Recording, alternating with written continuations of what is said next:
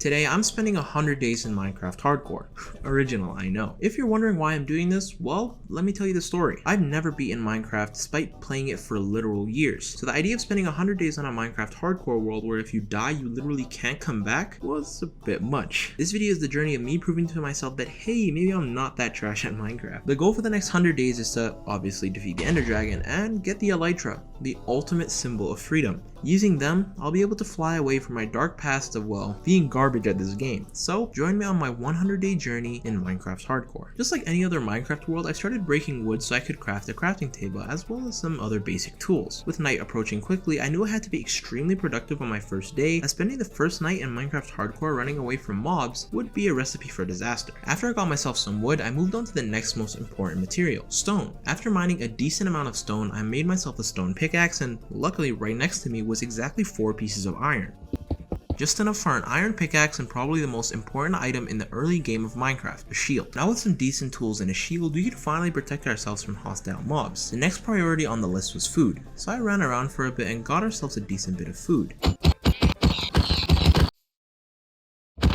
But after slaughtering all the animals in the area, I still had an issue. The one item that would secure the safety of our first day, a bed. During that entire montage, I had only gotten 2 pieces of wool. Without that third piece of wool, I wouldn't be able to make a bed and would have to spend my first night either in a hole or on the run. As I ran around desperately for the final sheep, in the corner of my eye, I saw one. I killed the sheep, deeming the mountain I found it on my new home. To prepare for my first night, I did what most people would. I needed to make a home. It didn't have to be perfect, all it had to be was secure. As nightfall came, I placed my bed down and went to bed, securing my first successful night, setting us up well for the rest of the challenge. Day 2 had just begun and I decided to start a mine near my house until I realized I literally live on top of a mountain. It would take forever to get any useful minerals, so I decided to look for a cave to mine in, and by God, this was a huge mistake. Unlike any other cave I have explored, this cave was so extremely bare of iron. Not only that, but I literally had a heart attack when I almost got hit by the surprise creeper that legitimately came out of nowhere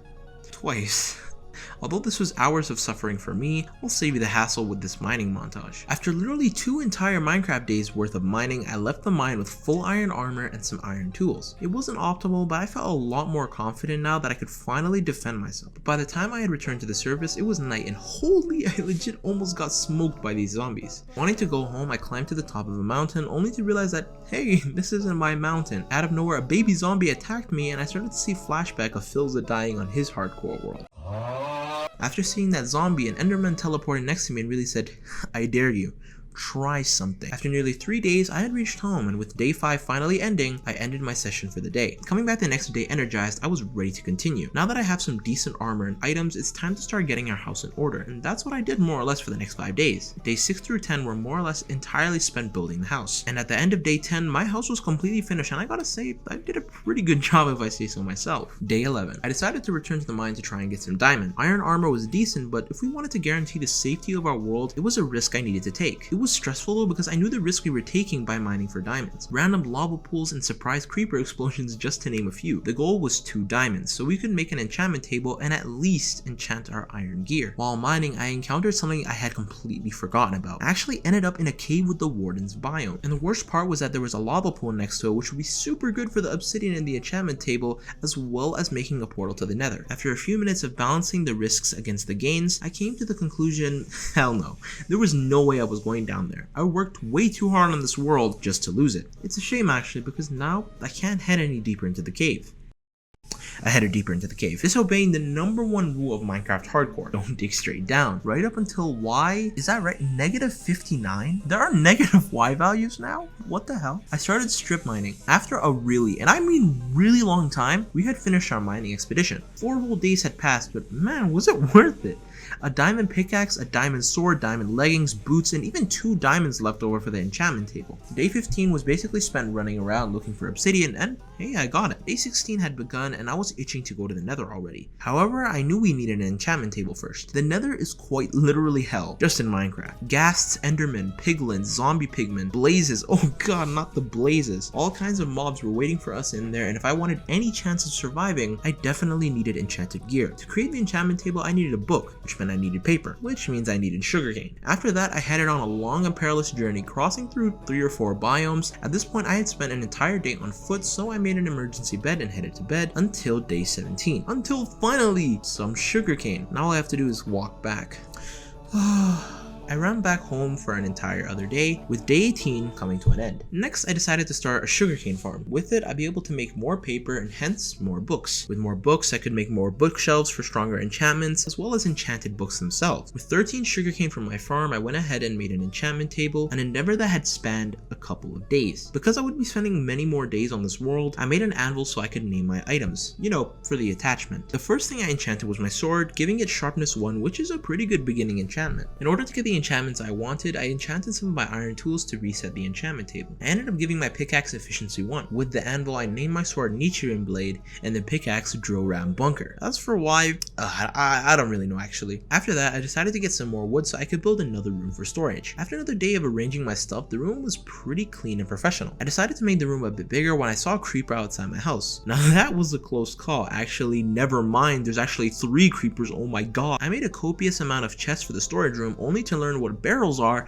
and how they're actually a lot more space efficient and easier to make. And then I made some item frames so I could arrange my items and it actually looks really cool. I headed outside, got sugarcane and made my first bookshelf. Now I could make stronger enchantments and with time I would be able to make stronger and stronger weapons as well as tools. I decided to make some gold boots with my remaining gold as they would be the protection from the piglins in the nether. Speaking of the nether, I remember seeing a lava pool outside my house and I cleared the area so I can make another portal, but it turns out by accident I ended up pouring water on it, turning it into obsidian, which was fine as well as I had a diamond pickaxe. But because I remembered it being a lava pool, I kept looking around my base for an entire day so I could find it. Next I mined some gravel so I could get some flint, only to realize I already had some in my inventory. Just great. With my flint and steel and my freshly mined obsidian, I went ahead and made the portal for the nether. But before entering the nether, I felt a bad omen come over me. One that spelt death. So I decided that before I entered the nether, I wanted to make a golden apple. A failsafe so that if things got really bad, it would be my get out of jail free card. Day 16 was here and I went on another journey, all for the sake of getting an apple. I had passed by an oak biome on my journey earlier in the video to look for sugarcane. So after another day of running and a stupidly long time spent out breaking trees, I had finally gotten an apple. I came back home and crafted the golden apple and now I was ready to face the nether, or at least that's what it looked like. I was extremely stressed. In all my times of playing Minecraft, I have never overcome the nether, whether it's by hitting a zombie pigman by accident and getting jumped, or dying to blazes. This was by far going to be the biggest and most difficult hurdle of this challenge. Full of determination, I headed into the nether. I took note of my coordinates, but that wasn't important as I had gotten one of the luckiest nethers ever. My fortress was right next to the portal. I slapped on my gold boots and headed into the fortress with a strategy and hoped that I would succeed.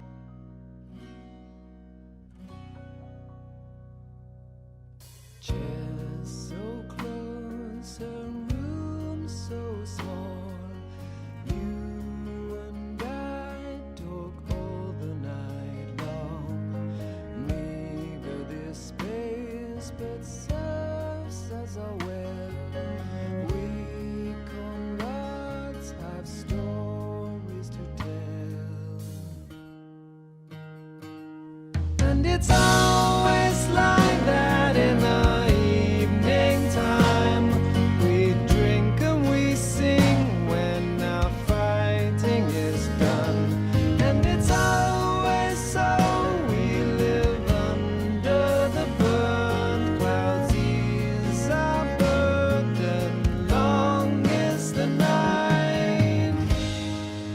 I had failed to change at all. I was still bad at this game and I probably would never beat it. That dream of flying freely with the elytra, now gone forever. Until I realized that that wasn't true at all. In this world, I have learned so much. I've learned how enchantments work. I've made the best house I've ever made in Minecraft. I learned how to make barrels. I learned how to name my items, and I had even made a golden apple. I realize now that there's no such thing as being good at Minecraft. Minecraft is just kind of a canvas for you to paint yourself onto. And I gotta say I did that. I had grown so much as a player and probably had the most fun I've ever had on a singular Minecraft world. Thank you, Minecraft Hardcore. For the first time in a long time, I remembered what I loved about this game. Thank you from the bottom of my heart.